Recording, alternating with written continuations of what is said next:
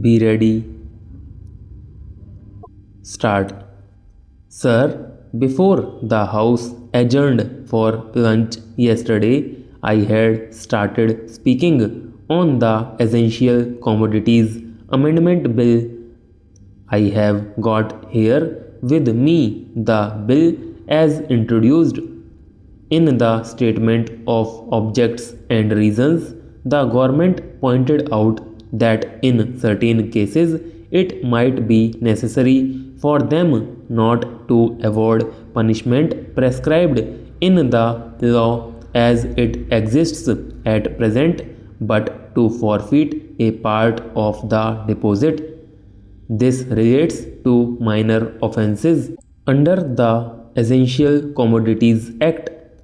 I can quite understand this, and generally, therefore, nobody would oppose this thing. But the question that I wish to raise in this connection before the House is the manner in which this act is being implemented by the government and also by the state governments. I mention the state governments because here is a measure which is sponsored by the Ministry of Food and Agriculture and in regard to many aspects of which I believe the central government has concurrent jurisdiction, but much is left to the states.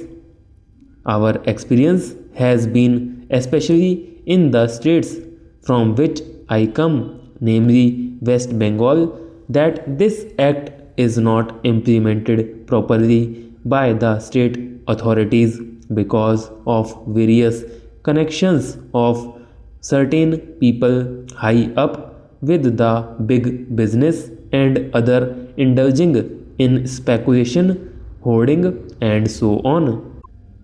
The result has been that whatever should be done had not been done. The central government has got powers under this act to make rules, to give directions to the states, and to supervise the manner in which the particular measure is administered by the states. We found that much that should have been done was not done. What is the use of talking about punishment of the small fry? Certainly, if they are guilty, they have to be punished, and the smaller the fry, the minor should be the punishment.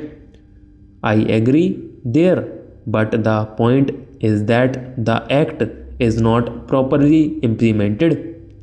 We should like to know from the government as to how many cases have been started under the Essential Commodities Act. We know that food grains had been hoarded, speculation had been indulged in, stocks had been removed from one state to another surreptitiously by unfair and illegal methods. These should have attracted the attention of the Essential Commodities Act. The Act was passed in this Parliament with a view to putting a check on speculative rise in prices. When it came to the question of practical implementation of this measure, we found that the government had failed.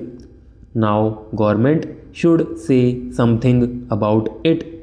When government seeks to amend an act, it should tell us as to how the parent act which is proposed to be amended has been implemented. Is it the contention of the government that difficulty arises because this particular provision is not there in the act? Are government in trouble because they do not know how to deal with the smaller fries, or is it because that those who are supposed to administer this measure at the state level, at the district level, have thought it fit to ignore it, have thought it fit to bypass it.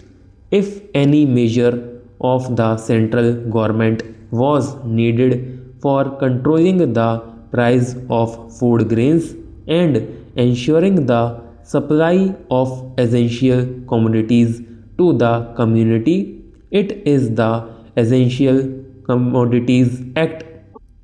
I would like the minister to say something on this.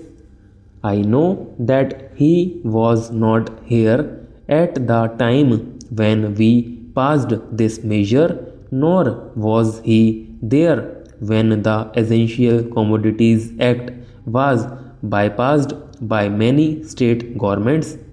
In the past, we had drawn the attention of the minister to this problem, and that minister is now happily going to be the president of the Uttar Pradesh Congress Committee. But here I would like to ask the minister who has stepped into his shoes as to what he is doing in order to see to the proper implementation of this act. How many prosecutions have taken place? The small people, of course, should be dealt with very mildly.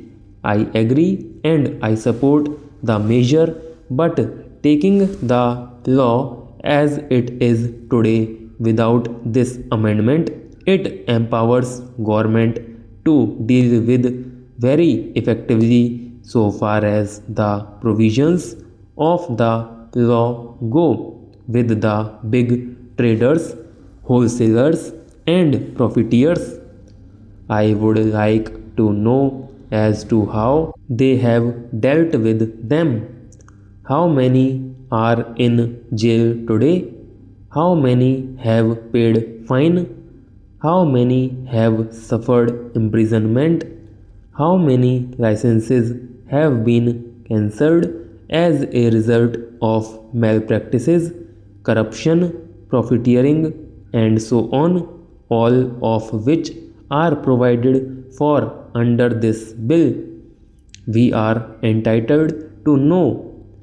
Take us into your confidence in regard to this matter. I say from whatever knowledge we have that very few have been prosecuted under this act. If it is so, it is not because our black market trade has suddenly become white market trade, or those impious people have suddenly become virtuous with the succession in the office of the food minister by a new man.